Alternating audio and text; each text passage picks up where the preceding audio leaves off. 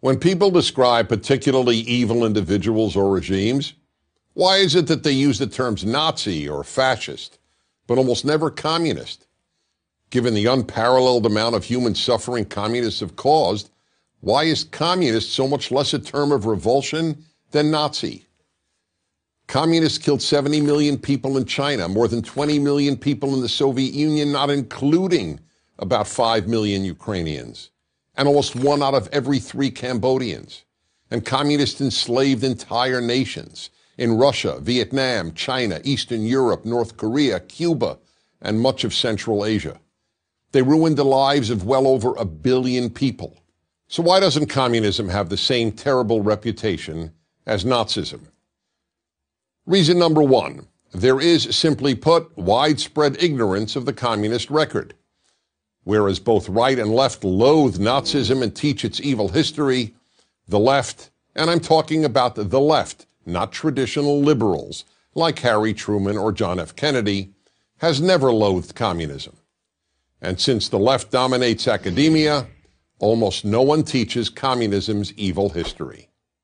Reason number 2, the Nazis carried out the Holocaust.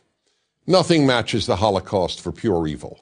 The rounding up of virtually every Jewish man, woman, child, and baby on the European continent and sending them to die is unprecedented and unparalleled.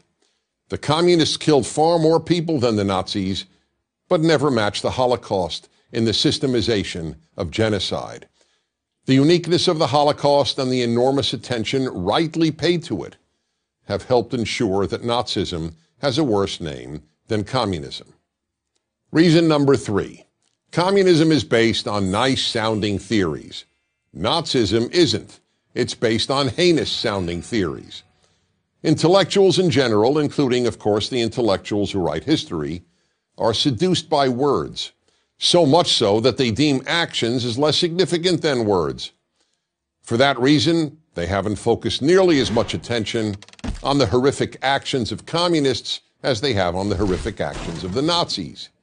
They dismiss the evils of communists as perversions of true communism, but they regard Nazi atrocities, correctly, as the logical and inevitable results of Nazism. Reason number 4, Germans have thoroughly exposed the evils of Nazism, have taken responsibility for them, and have attempted to atone for them. Russians have not done anything similar regarding Lenin's or Stalin's horrors. To the contrary, Lenin, the father of Soviet communism, is still widely venerated in Russia. And as regards Stalin, as University of London Russian historian Donald Rayfield puts it, quote, people still deny, by assertion or implication, Stalin's Holocaust, unquote. Even less so as China exposed the greatest mass murderer and enslaver of them all, Mao Zedong. Mao remains revered in China. Every Chinese currency note has his picture on it.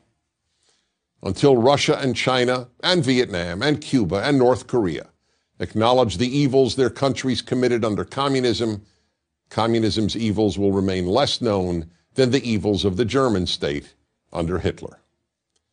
Reason number 5, communists murdered mostly their own people. The Nazis, on the other hand, killed very few fellow Germans. World opinion, that largely meaningless and amoral term, deems the murder of members of one's own group far less noteworthy than the murder of outsiders. That's why, for example, blacks killing millions of fellow blacks in Africa elicits almost no attention from world opinion. And reason number 6, in the view of the left, the last good war was World War II, the war against German Nazism and Japanese fascism. The left does not regard wars against communist regimes as good wars. For example, the American war against Vietnamese communism is regarded as immoral, and the war against Korean communism and its Chinese communist backers is simply ignored.